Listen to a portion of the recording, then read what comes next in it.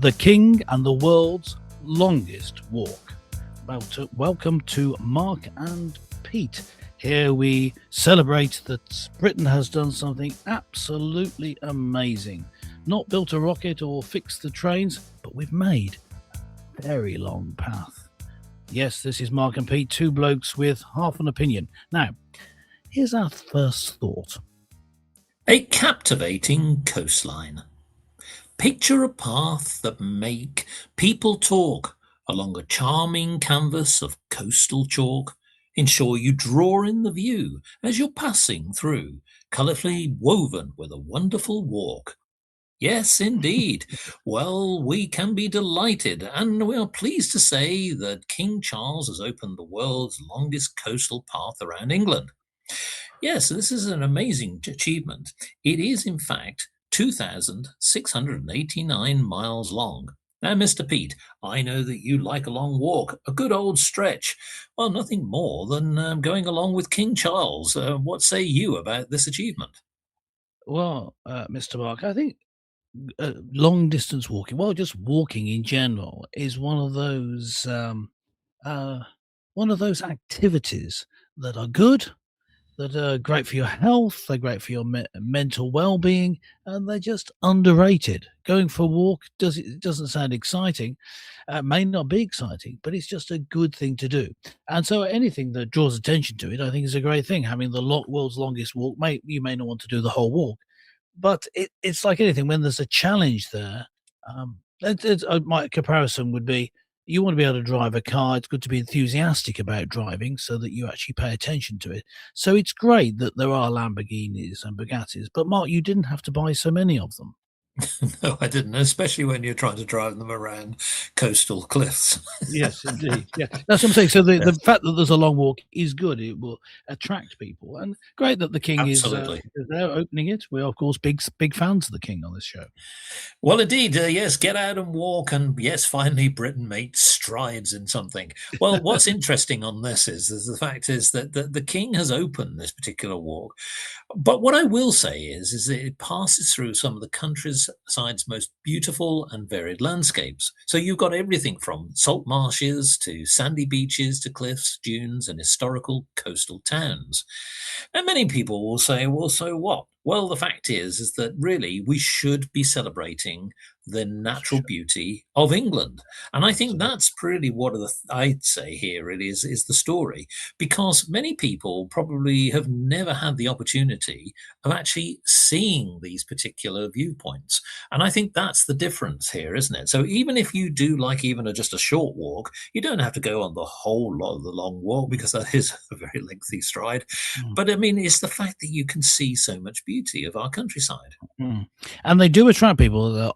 Offers Dyke is a long distance path, nearly 200 miles. There's the Pembrokeshire Coastal Path. There's different paths around Britain, which but those are ones that I happen to have walked along. And the fact that you have something set out that other people have done it can mean that you try and beat the record, which uh, is something you could do, or you could just say, well, that means that means that I can look out at these wonderful vistas and realize that other people have had that same experience. There's something about that, the attraction of it, that it's a walk that you do. So, uh, of course, for many people, there's also the attraction of going off the beaten track and not doing such a thing. But generally, this is Mark. This is a good news story that we're covering here. I know it's an extraordinary one. Now, Mm. what's interesting is that actually it dates back to when Gordon Brown was the Prime Minister. Yes, you remember Yeah, him. yeah, So yeah. that's how Big fan, long big this fan. project has been taking. But finally, they've managed to sort of unlock this, and there's been a lot of work involved, a lot of hours, of course, as you would expect, putting these paths in place.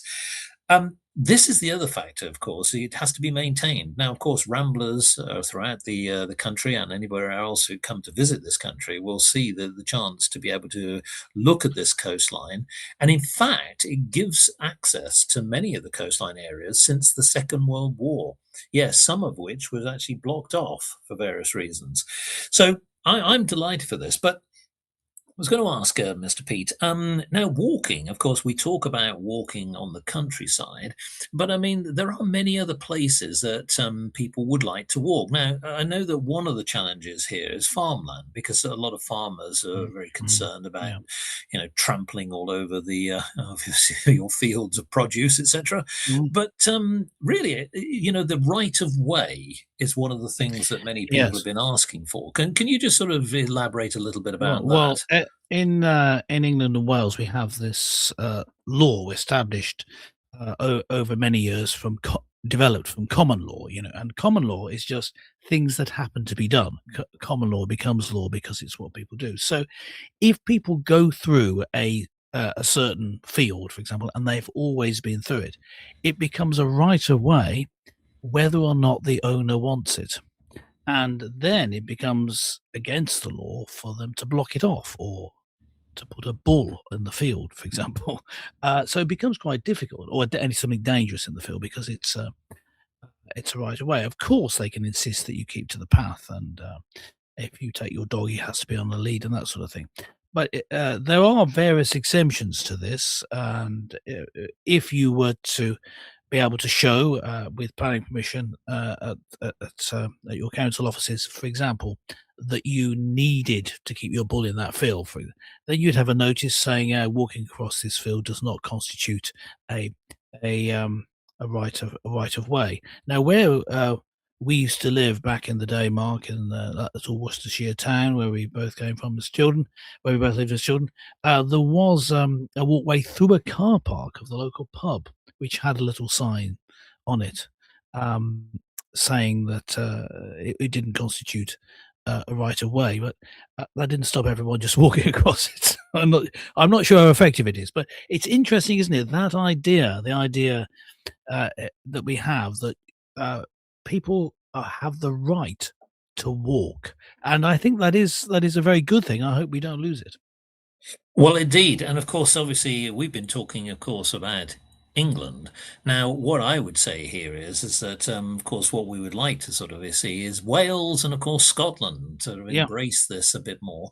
Because I think that when you think about our fair isles, you do think of it in different ways. But one of the things that many foreigners who tend to come here, they are astounded by the beauty in which they see. Now, yes. of course, each of the different countries offers something different. If you think about what Wales offers versus Scotland and many others, they have something of different beauty. But I think that, and again, I do would say that I think if you have the opportunity to do it, it's worth. If you're going on a holiday, well, why not try that? Because you're Yeah. going through not just rural land, you are actually going through some small villages and Yes, towns, and and of course they've got steeped in history.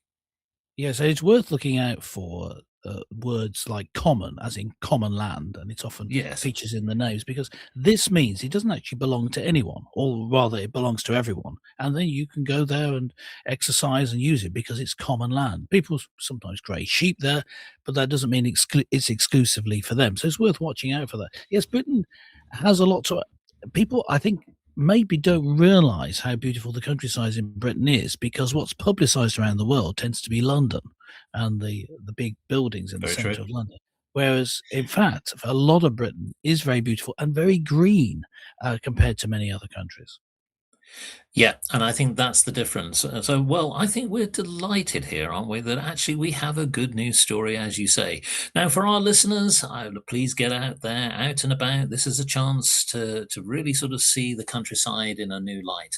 And as far as Marcus and Peter's concerned, well, we'll just keep rambling on and on and on and on. Um, yeah.